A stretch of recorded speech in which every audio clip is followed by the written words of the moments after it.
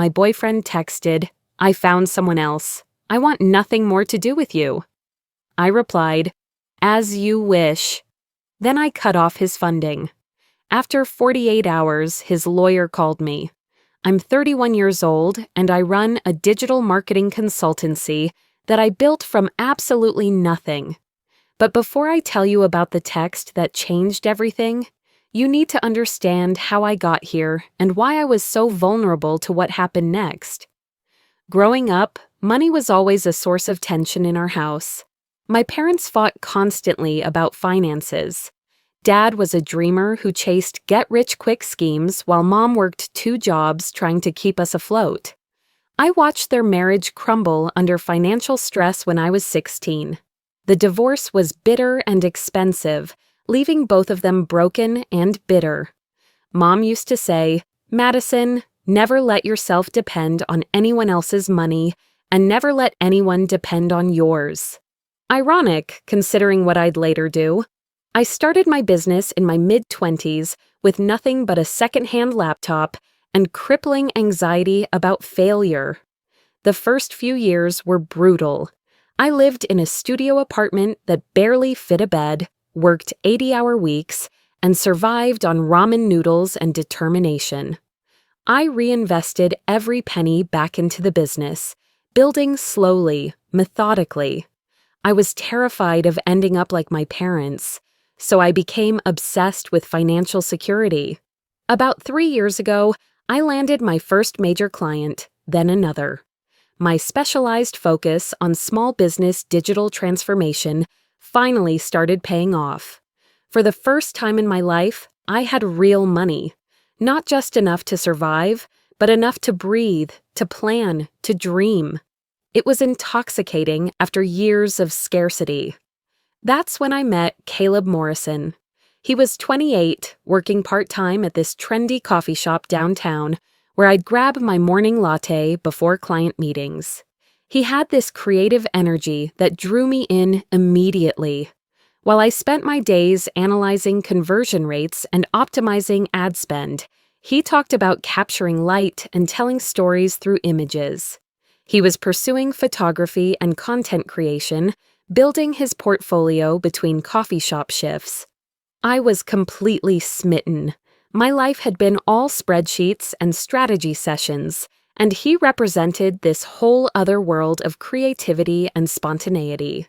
He'd show me his photos on his phone during his breaks, explaining his artistic vision with such passion. I found myself looking forward to those brief conversations more than anything else in my day. After about 2 months of flirting over lattes, he finally asked me out. Our first date was at this little gallery opening he'd heard about. I watched him network with other photographers, discussing techniques and equipment with genuine enthusiasm. He knew everyone, or at least acted like he did. He seemed so connected to this vibrant, creative community that I'd never been part of. 3 months into dating, I learned about his financial situation. He was living paycheck to paycheck, barely covering his basic expenses between coffee shop wages and the occasional small photography gig. His equipment was old and limited. He talked about all these opportunities he couldn't pursue because he couldn't afford the gear or couldn't take time off from the coffee shop. That's when I made the offer that would change everything. "What if you didn't have to worry about money for a while?" I suggested one evening as we sat in his cramped apartment, him editing photos on an ancient laptop that crashed every 20 minutes. "What if you could focus entirely on building your photography business?" He looked at me with this mixture of hope and disbelief. "Madison, that's incredibly generous, but I couldn't ask you to—" "You're not asking," I interrupted. "I'm offering. I believe in your talent, and I finally have the resources to help make your dreams happen. Think of it as an investment in our future together." Looking back, I can see all the red flags that I chose to ignore. My business partner, Ashley, tried to warn me. "Madison," she said over lunch, about 6 months into supporting Caleb, "you're pouring money into his career while yours plateaus. When's the last time you took on a new challenge or expanded your own business? She was right. I'd been so focused on managing Caleb's career development that I'd stopped pushing my own boundaries. I turned down opportunities to speak at conferences because they conflicted with his schedule. I'd avoided taking on larger clients because they would have required more of my attention. You don't understand, I told Ashley. When you really love someone, you invest in their success. We're building something together. Are you? She asked pointedly. Because from where I'm sitting, you're building his brand while yours stagnates. My sister Rachel was even more direct. During one of our weekly calls, she said, Madison, I've watched you turn yourself inside out for this guy. Remember what happened with Trevor? Trevor was my college boyfriend, another artistic type who'd convinced me to help fund his music career. I'd paid for recording studio time, equipment, even rent when he was too inspired to work a regular job. He left me for his bandmate after I'd invested nearly $20,000 in his dreams. This is different, I insisted. Caleb isn't Trevor. He's grateful for everything I do. Grateful enough to contribute to rent? Rachel asked. Grateful enough to take you on a date that he pays for? Grateful enough to support your business when you're stressed? The truth was, no. Our relationship had become entirely one-directional financially. I paid for everything. His downtown loft with perfect natural light for his photography, his BMW lease so he'd look professional meeting clients, his high-end camera equipment, his wardrobe for networking events, his organic meal delivery service, his boutique gym membership. I'd given him 2 credit cards as authorized users on my accounts because it was easier than constantly transferring money. Over the first 18 months of our relationship, I'd invested approximately $15,000 in his photography equipment alone, plus $2,800 monthly for his rent and $650 for his car payment. I was spending nearly 40% of my income supporting his lifestyle and career development. But I told myself it was temporary. Once his photography business took off, he'd be able to contribute. We were a team, investing in our future together. He'd show his appreciation in other ways, cooking dinner sometimes, giving me massages when I was stressed about work, taking beautiful photos of me for my business website. The rationalization became easier with practice. When friends questioned the arrangement, I'd explain that every successful couple has different strengths. I was good at making money, he was good at creative pursuits. I was investing in both of our dreams. What I didn't realize was that I was repeating my mother's pattern in reverse. Instead of depending on someone else financially, I was creating a dependent. And just like my parents' dynamic, it was slowly poisoning everything we'd built together. The beginning of the end started on a Tuesday, our 2.5-year anniversary. I had made reservations at Skyline Terrace, this trendy rooftop restaurant he'd been wanting to try for months. The waiting list was usually 6 weeks, but I'd pulled some strings through a client connection. I'd also bought him a vintage Leica camera strap from the 1960s that he'd been eyeing on eBay for weeks, but couldn't justify purchasing. I left my client meeting early that Tuesday, excited to surprise him before dinner. The plan was to give him the gift at home, then head to the restaurant for a celebratory evening. I'd even scheduled a photographer friend of his to accidentally show up at the restaurant to take some professional shots of us. I thought it would be perfect content for both our social media. When I got to his loft at 5:30, he wasn't there. This wasn't unusual. He often had impromptu photo shoots or networking coffee meetings. I texted him, "Home early, ready for our special night?" No response. I used the time to wrap his gift properly and get dressed. I'd bought a new dress specifically for the occasion, something that would photograph beautifully in the restaurant's golden hour lighting. By 6:45, I was ready and increasingly worried. Our reservation was at 8 hour, and Caleb was usually punctual for important events. At 7:15, my phone buzzed with a text message. The sender was listed as Caleb, complete with the heart emoji I'd added to his contact months ago. For a split second, I expected an apology for running late, maybe an explanation about traffic or a client emergency. Instead, I read 11 words that would change everything. Madison, I found someone else. I want nothing more to do with you. I stared at the screen, reading it again and again, convinced I was misunderstanding something. After 2.5 years together, after everything I'd invested in us, in him, in our future, this was how it ended. A text message? My first instinct was to call him immediately, to demand an explanation. My fingers hovered over his number for what felt like hours, but was probably only seconds. Then something else took over. That same analytical coldness that helped me navigate difficult client situations. He'd said he wanted nothing more to do with me. Nothing more. The finality was actually a gift in its clarity. He wasn't asking for space to think, or suggesting we work through problems, or requesting a break. He was drawing a definitive line, and he was doing it in the most cowardly way possible. I typed and deleted a dozen responses. What did I do wrong? Who is she? How could you do this over text?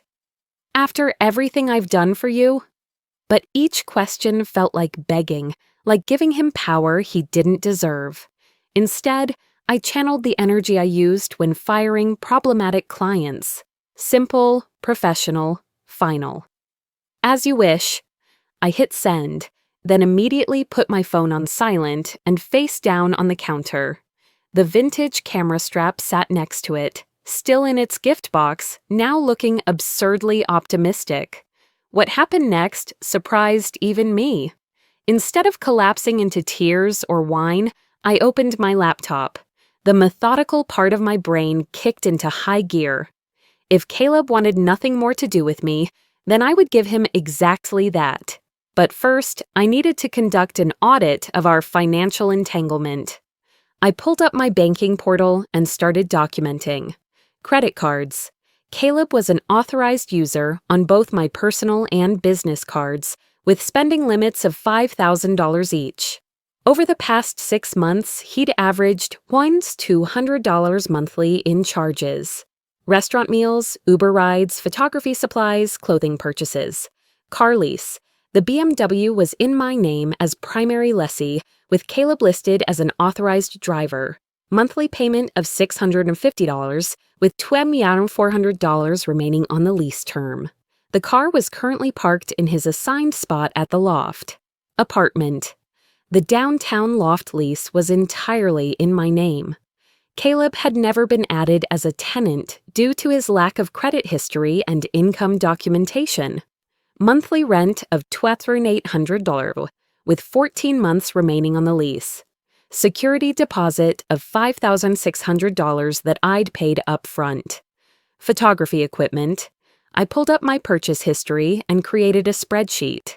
Camera bodies, lenses, lighting equipment, editing software, computer upgrades. $15,847 in total purchases over 18 months. All bought with my credit cards, all delivered to his address. Subscriptions and memberships. Netflix, Hulu, Spotify Premium, Adobe Creative Suite, his boutique gym membership, the artisanal meal delivery service he claimed was essential for creative energy. Another $304 monthly in recurring charges. Phone plan. He was on my family plan at $85 monthly, using an iPhone. I'd bought him last Christmas. The total picture was staggering. Including rent and car payments, I was funding approximately $4,500 of Caleb's monthly expenses. Over 2.5 years, I'd invested roughly $100,000 in his lifestyle and career development. $120,000. The number sat on my screen like an accusation. I took a screenshot of the spreadsheet and saved it to a folder labeled financial documentation. Then I began the dissolution process. Credit cards first. I logged into both accounts and removed Caleb as an authorized user. The system confirmed immediate deactivation of his cards and provided reference numbers for my records. Car lease next. I couldn't terminate the lease without penalty, but I could stop the automatic payments. The next payment was due in 5 days. I canceled the autopay and made a note to contact the leasing company in the morning about their process for voluntary surrender. Apartment lease was more complicated. I found the PDF of our rental agreement and located the early termination clause. 60 days notice required, plus a penalty fee equivalent to 2 months' rent, $500-600. Expensive but clean. I drafted an email to Pinnacle Property Management. Please accept this as formal notice of my intent to terminate lease agreement RAWSDAR 4847 for Unit 12B at 425 River Street, effective 60 days from today's date. I understand this incurs the early termination penalty outlined in Section 14.3 of our agreement. Please confirm receipt and provide instructions for final walkthrough scheduling. I CC'd my personal email to create a timestamp record, then scheduled the message to send at 9:00 a.m. the next morning. The subscriptions were easier. One by one, I logged into each service, changed the passwords, and removed Caleb's profiles. Netflix, Hulu, Spotify, gone. Adobe Creative Suite, canceled.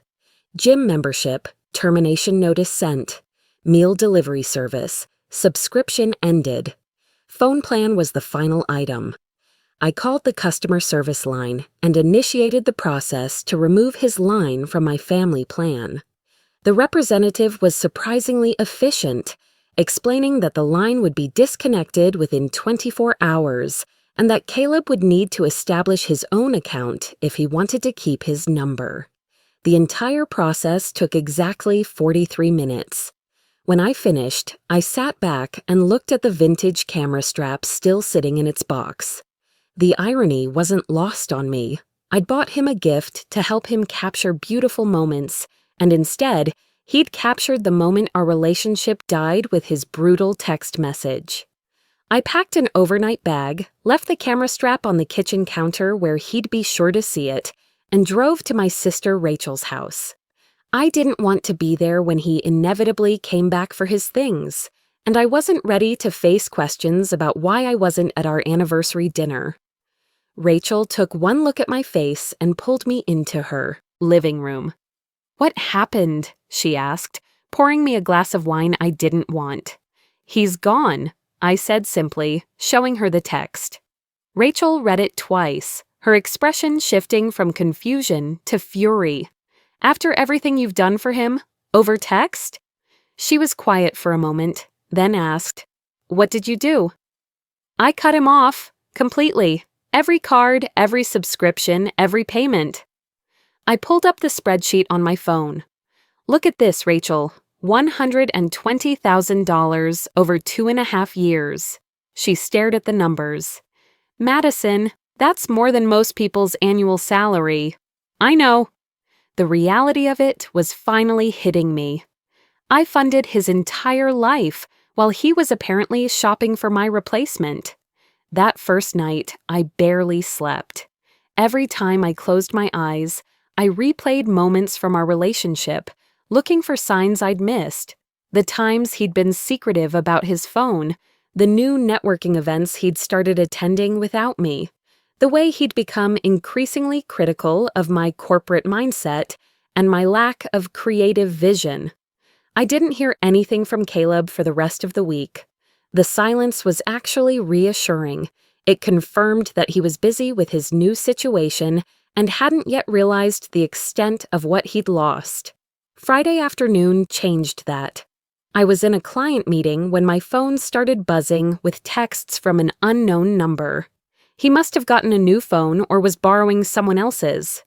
"Madison, what the hell did you do? My card was declined at lunch." "This is insane. You can't just cut me off like this." "We were together for over 2 years. You owe me transition time." My rent is due Monday. Are you seriously going to let me get evicted? The BMW payment bounced. You're destroying your own credit since you co-signed. I screenshot each message and forwarded them to my business attorney, Ms. Janet Walsh, who my accountant had recommended years ago for contract disputes. If Caleb wanted to play hardball, I needed professional representation. Ms. Walsh reviewed everything over the weekend and called me Monday morning.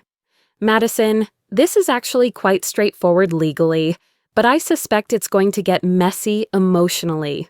You were never married, you have no joint assets, and there's no legal obligation for you to support an ex-boyfriend. However, given the amounts involved, I wouldn't be surprised if he lawyers up. She was right. Tuesday morning, I received an email that made my blood run cold. The subject line read, "Urgent legal matter, Ms. Madison Brooks." It was from Anderson & Associates, a downtown law firm I'd never heard of. "Dear Ms. Brooks," the email began, "I am writing on behalf of my client, Mr. Caleb Morrison, regarding your summary and malicious cessation of established financial support. Mr. Morrison has relied on your financial commitments for over 2 years, during which time he has made significant career and life decisions based on your promises of continued support. Your abrupt withdrawal of funding has caused severe financial distress and professional setbacks that have damaged his earning potential and emotional well-being." I had to read it twice to believe it. Caleb was actually trying to sue me for stopping payment on a relationship he had ended. The email continued, "We are prepared to pursue legal action for breach of implied contract, intentional infliction of emotional distress, and interference with business prospects unless this matter is resolved promptly. We propose a confidential settlement whereby Ms. Brooks continues Mr. Morrison's rent and vehicle payments for a transitional period of 6 months, plus a lump sum payment of $45,000 to compensate for damages incurred. $45,000, plus 6 more months of supporting the man who had dumped me via text message for another woman." I forwarded the email to Ms. Walsh, who called me within an hour. "Madison, I have to ask, did you ever sign anything promising to support him long-term? Any written agreements, contracts, or even emails where you committed to ongoing financial support?" "Nothing," I said. "It was all verbal, and it was always framed as temporary help while he got established." "Perfect. This is what we call a shakedown. Mr. Anderson is essentially arguing that your ex-boyfriend has a legal right to your continued financial support because he became accustomed to it. It's ridiculous, and no court would take it seriously." Ms. Walsh drafted a response that was a masterpiece of legal precision. "Please be advised that Ms. Brooks and Mr. Morrison were never married and shared no joint assets or legal obligations. The relationship and any voluntary financial gifts associated with it was terminated by Mr. Morrison himself via text message. Mr. Morrison's subsequent demands for continued support have no legal basis. Any further communications regarding this matter should be directed to this office." But Caleb wasn't finished. The next escalation came Saturday morning when Judith, the property manager of his loft building, called me in a panic. "Ms. Brooks, I'm sorry to bother you, but there's a situation here I thought you should know about. Mr. Morrison showed up this morning with a woman and a man with a truck, claiming they needed to retrieve his belongings. When I explained that only you could authorize access since the lease is in your name, they became very aggressive." "Aggressive how?" I asked, already dreading the answer. The woman started filming me with her phone, talking about illegal eviction and tenant rights. The man with the truck told me I was interfering with their business and that they had lawyers who would make my life very difficult. Mr. Morrison was yelling about his portfolio being trapped inside and how this was destroying his career. I could picture it perfectly. Caleb putting on a show for his new girlfriend, trying to play the victim while she documented everything for social media sympathy. "What did you tell them?" I asked. I pointed to the no trespassing sign and suggested they review the lease agreement, which clearly states that only authorized tenants have building access. Then I reminded them that Mr. Morrison was never added to the lease despite living there for over 2 years. And they left? Eventually, but not before the woman posted something on her Instagram about slumlords and housing discrimination. She has quite a few followers, apparently. This was my introduction to Raven Chase, Caleb's new girlfriend. Later that day, a mutual acquaintance sent me screenshots of Raven's Instagram stories. She was a lifestyle influencer with 75,000 followers, and she was milking the drama for content. "Supporting my man through illegal harassment," read one caption over a video of the loft building.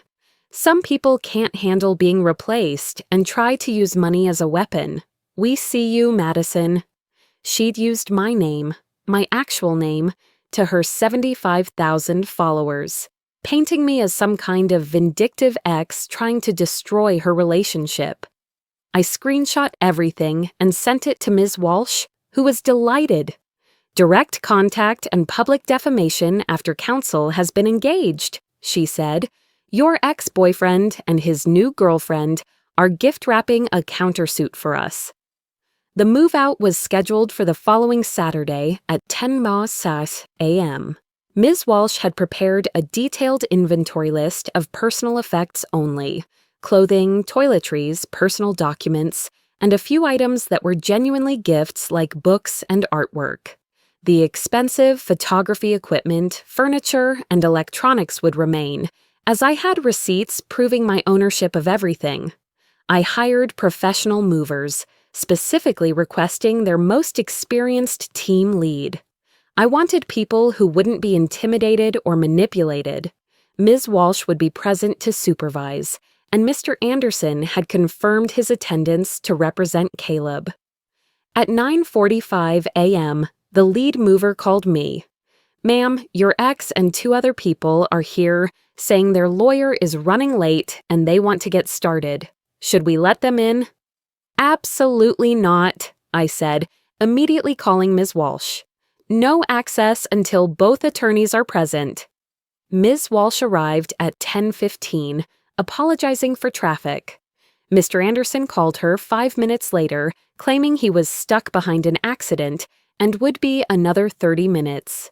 It was obviously coordinated. They'd hoped to get access without legal supervision. What happened next became legendary among my friend group. According to Ms. Walsh's later account, Caleb and Raven spent 30 minutes trying every manipulation tactic they could think of. They attempted to charm the movers, claiming they were all on the same team. When that failed, Raven tried tears, saying the movers were intimidating her and she felt unsafe. The breaking point came when they attempted to claim the expensive photography equipment as gifts. Caleb pointed to the camera, bodies, and lighting equipment, telling the movers, "Those are mine. Madison gave them to me for my birthday and Christmas." The lead mover, a consummate professional named Carlos, looked at the equipment, then at his inventory list. "Sir, these items aren't listed as approved personal effects. I can't allow them to be removed without proper documentation." Raven immediately started filming. "This is theft," she announced to her phone. "They're stealing my boyfriend's equipment that his crazy ex gave him as gifts." That's when Ms. Walsh made her entrance. She didn't raise her voice or create drama. She simply pulled out a folder containing receipts for every piece of equipment, each clearly showing my name as the purchaser and my credit card as payment method. "Mr. Morrison," she said calmly, "these receipts indicate that Ms. Brooks purchased this equipment for business purposes. If you have documentation proving ownership or gift status, please provide it now." Caleb went pale. Raven stopped filming. "This is harassment," Caleb said weakly. "Madison knows she bought these things for me." "What I know," Ms. Walsh replied, is that attempting to remove property without proper ownership documentation constitutes theft. Since your counsel isn't present to verify your claims, you have two choices: leave with the pre-approved personal items on this list, or wait for the police to sort out the ownership question. They took the personal items and left, but not before Raven posted a series of Instagram stories about financial abuse and systematic harassment by legal bullies. Within hours, those posts backfired spectacularly. The photography community here is small and interconnected. When Raven tagged the location of Caleb's loft and mentioned his name, people started paying attention. A junior curator from the Modern Gallery named Leslie, whom I'd met at a few art events, recognized the situation immediately. Leslie had been following Caleb's work for months, impressed by what seemed like rapid professional development. But something about Raven's posts bothered her, so she started digging deeper into his portfolio. What she found was devastating. Several of Caleb's most impressive pieces, the ones that had gotten him consideration for gallery shows, were stolen from other photographers' websites. He'd made minor edits to avoid reverse image searches, but the theft was obvious once you knew what to look for. Leslie shared her findings with colleagues, and word spread like wildfire. The Gallery District Collective, a professional networking group for local photographers, quietly circulated a warning about Caleb's plagiarized work. The gallery that had been planning to feature his work in their upcoming Emerging Artists show withdrew their offer immediately. Gallery owners value reputation above everything else, and being associated with plagiarism would have damaged their credibility permanently. Meanwhile, Caleb and Raven's relationship was imploding under financial pressure. According to mutual acquaintances, Raven had assumed Caleb was independently successful based on his lifestyle and equipment.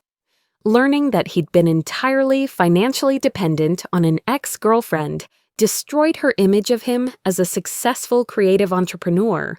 Worse, Raven's own financial situation wasn't as solid as her Instagram suggested. Her influencer lifestyle was largely funded by credit cards and strategic partnerships that required maintaining a certain image. Being associated with someone embroiled in plagiarism accusations and legal drama poisoned her brand relationships. The final blow came when Caleb's father posted a heartbroken message on Facebook. He didn't name me directly, but he wrote about watching his son throw away a relationship with a good, successful woman who believed in his dreams for someone who turned out to be all flash and no substance. He described how Caleb had moved back home, broke and professionally disgraced. He had a ladder to his dreams and chose to jump off it for fool's gold. The post read, "I raised him better than this, but sometimes people have to learn hard lessons the hard way." 3 weeks after the move-out, Leslie sent me a kind email. "I hope you're doing well after everything. I thought you should know that the photography community here doesn't tolerate plagiarism or professional misconduct. Caleb's reputation is finished locally. Do I feel good about how it ended? No. There's no joy in watching someone's life collapse, even someone who used and betrayed me. But there's a quiet satisfaction in seeing natural consequences play out without my intervention. I learned crucial lessons from this experience. I learned the difference between supporting someone's dreams and enabling their delusions. I learned that love shouldn't cost me my financial security or professional growth. Most importantly, I learned that when someone shows you exactly who they are through their actions, believe them immediately. My business is thriving now that I'm focused entirely on growth instead of managing someone else's career. I've taken on 3 major new clients and hired my first employee. I speak at women's entrepreneurship events about maintaining financial boundaries in relationships. I've started dating again, but with clear boundaries. I pay for my own meals, maintain separate finances, and require proof of financial independence before considering serious commitment. Some men find this approach too intense, which tells me everything I need to know about their intentions. 6 months later, I have genuine peace about the whole situation. The anger has faded, replaced by wisdom and stronger boundaries. Sometimes the best response to betrayal isn't revenge. It's simply stepping back and letting people face the natural consequences of their choices while you build a better life without them. Caleb taught me an expensive but valuable lesson about the difference between investing in someone and enabling them. I won't make that mistake again. This is how my story ends, stronger, wiser, and finally free.